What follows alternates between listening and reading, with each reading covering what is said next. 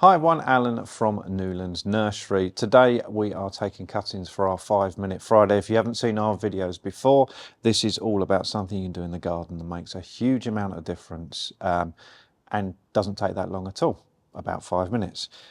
So this, when we talk about something we can do in the garden, this one actually, considering the time of year, you might be doing inside, but cuttings are a great thing to do through the autumn. And if you're growing stuff inside, you've still got time to take cuttings of some of your favourite perennials. And this is one of my favourites.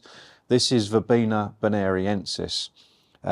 You would have seen it at Chelsea and all sorts of stuff. It's that lovely verbena with really tall flower spikes and little tiny dots of flower that are fantastic towards the back of a border or in a mixed planting scheme. So we're going to take cuttings of this. You can grow them from seed as well, but the technique we use here for taking the cuttings is very, very similar to taking cuttings of all sorts of plants. So you learn this skill and you can transfer it to other plants as well.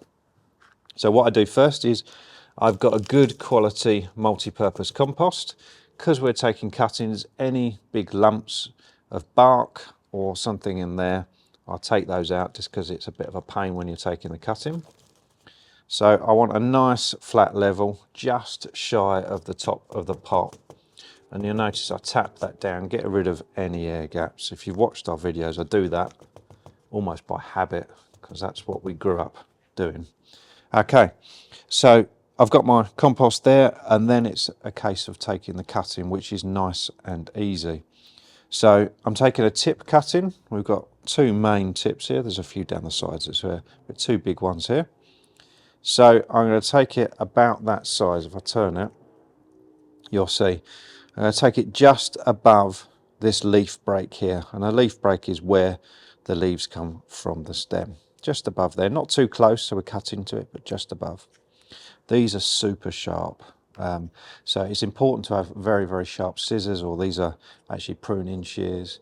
You can use scalpels as well and stuff like that, but remember they are super, super sharp, and we have children watching these videos, so we tend to use scissors, and it works well.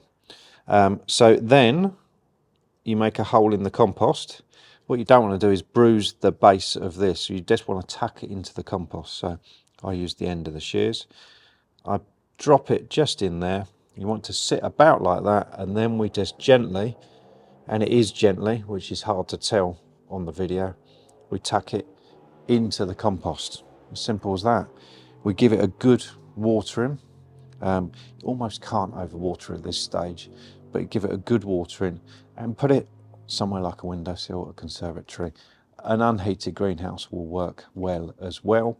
And over time, it's obviously start producing roots. You start seeing them come from the base of the pot, and this will be ready to plant out next spring. Any questions at all? Get in contact. See you soon.